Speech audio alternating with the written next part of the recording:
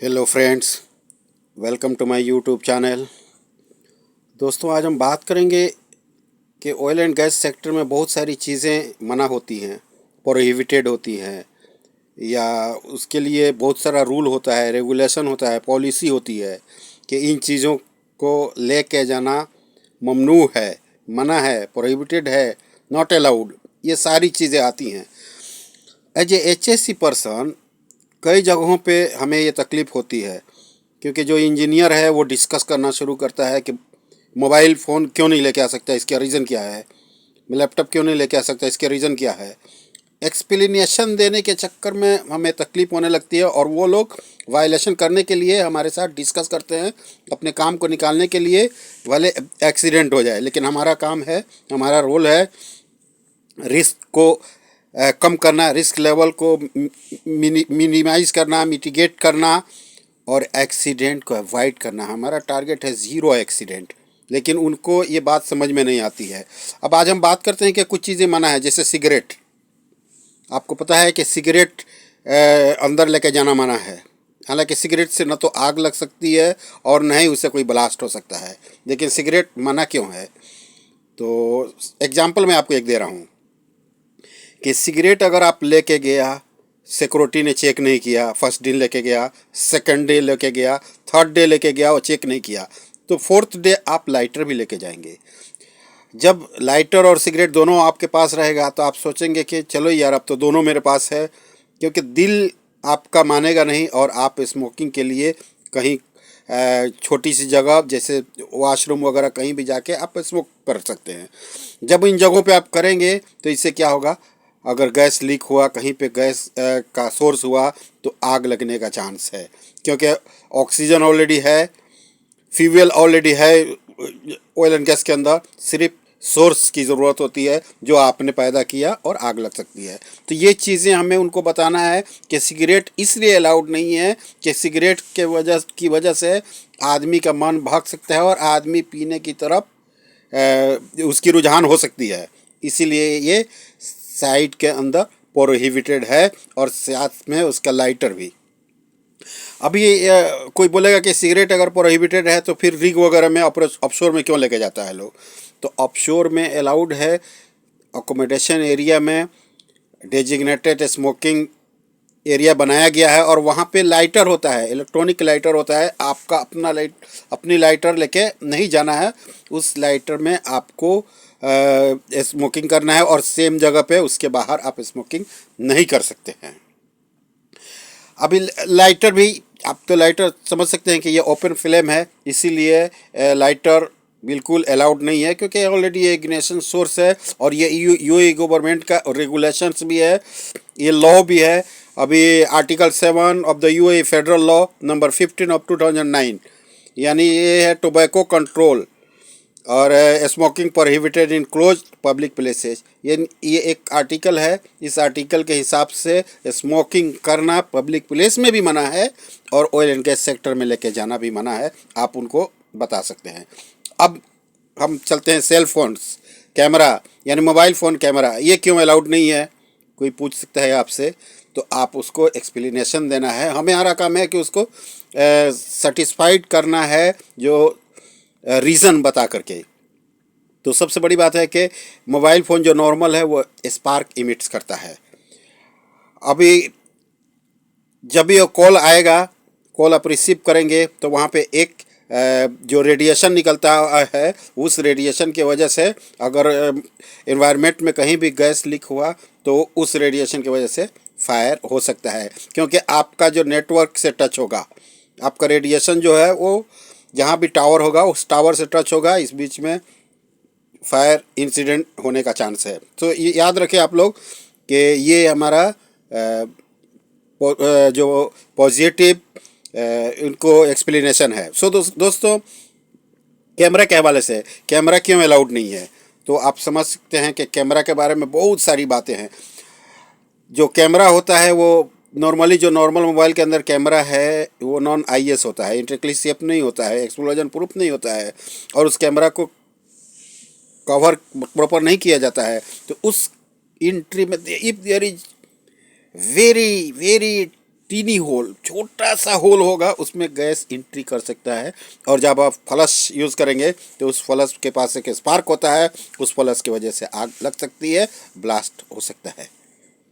Same mobile phone में battery है, वो बैटरी प्रॉपर फिक्स नहीं है, क्लोज्ड नहीं है, तो उस बैटरी की वजह से जब भी वाइब्रेट होगा आग लगने का चांस है, ब्लास्ट होने का चांस है। बैटरी का ब्लास्ट आपने देखा होगा, मैंने तो कई जगहों पे सुना है और देखा है भी है मैंने। जो मोटरसाइकिल, जो बैटरी वाली मोटरसाइकिल है, उसका ब्लास्ट मैंने देखा है। तो इन चीज़ों की वजह से मोबाइल फ़ोन मना है। आप समझ सकते हैं, कभी भी आप ये देना है कि जो इंफ्रारेड रेडिएशन है, रेडियो फ्रीक्वेंसी एनर्जी है, वो फ़ोन के अंदर से निकलता है, इसीलिए वो एक स्पार्क की शक्ल में है और वो कभी कहीं भी फ्यूल पाएगा तो आग लग सकती है। दूसरा रीज़न कैमरा का सिक्योरिटी इंटरप्शन, यानी जो सिक्योरिटी रीज़न है, हो सकता है आप सिक्योरिटी का अगेंस्ट सिक्योरिटी का कोई भी अंदर चीज़ है, उसको आपने फ़ोटो लिया और किसी और के साथ शेयर किया, तो ये एक बेस्ट रीज़न है। आपने कोई फ़ोटो लिया, सोशल मीडिया पे शेयर किया, ये भी रीज़न है। स्पार्क जैसे आपको मालूम ही है, फ्लश जैसे आपको मालूम ही है, हमने डिस्कस किया कि फ्लश जो है उससे आग लग सकती है। सो अब अलाउड मोबाइल फ़ोन क्या है, आप बता सकते हैं कि इंट्रिंसिकली सेफ जो मोबाइल फ़ोन है वो अलाउड है, वो जो भी एक्सप्लोजन प्रूफ है वो अलाउड है, और वो भी हमें डिपॉजिट करना है, हम उसके इंस्पेक्ट करेंगे, अगर हम सेटिस्फाइड होंगे तो हम अलाउड करेंगे, क्योंकि वहाँ पे कंडीशन है, समझे। तो हम उस कंडीशन के हिसाब से अगर उसको पाएंगे बेटर तो ठीक है। अभी लैपटॉप भी अलाउड नहीं है, क्योंकि उसमें बैटरी है, आप समझ सकते हैं। इंट्रिंसिकली सेफ नहीं है, आप समझ सकते हैं। उसके अंदर कैमरा है, आप समझ सकते हैं। तो बैटरी, लूज बैटरी है, कैमरा है, और ये आप ऊपर डिस्कस हो गया कि कैमरा होने से क्या हो सकता है, और बैटरी ब्लास्ट होने का चांस है ऑयल एंड गैस सेक्टर में, और वो हमारे कंट्रोल से बाहर हो जाएगा जो भी इंसिडेंट होगा। अभी पेट्रोल कार क्यों अलाउड नहीं है, तो मेन डिफरेंस ये है कि पेट्रोल कार के अंदर जो वो स्टार्ट होता है स्पार्क प्लग से होता है, वो प्लग के अंदर के स्पार्क होता है, उस स्पार्क से इंजन स्टार्ट होता है। और डीजल इंजन जो भी है उसके अंदर के इंजेक्शन होता है, वो इंजेक्शन से स्टार्ट होता है, इसीलिए डीजल इंजन को अलाउड है कि उसका एकदम रिस्क लो लेवल में है और उससे आग लगने का चांस नहीं है, पेट्रोल से आग लगने का चांस है, इसीलिए पेट्रोल गाड़ियाँ अलाउड नहीं है ऑयल एंड गैस सेक्टर में। अभी आप समझ लीजिए ऑयल एंड गैस सेक्टर में नाइफ क्यों नहीं अलाउड है, कि नाइफ की एक कैटेगरी है। एक नाइफ होता है बैलिस्टिक नाइफ, जो टर्न होता है और पीछे उसका धार जैसा होता है, इस टाइप का नाइफ बिल्कुल अलाउड नहीं है। कोई भी एनिमेशन अलाउड नहीं है, कोई भी मेडिकेटेड आइटम अलाउड नहीं है, कोई भी ड्रग्स अल्कोहल अलाउड नहीं है, क्योंकि इन चीज़ों से जब साइट में कोई नाइफ लेके जाएगा तो उससे ख़तरा ये है कि वो कहीं किसी पे अटैक कर दिया।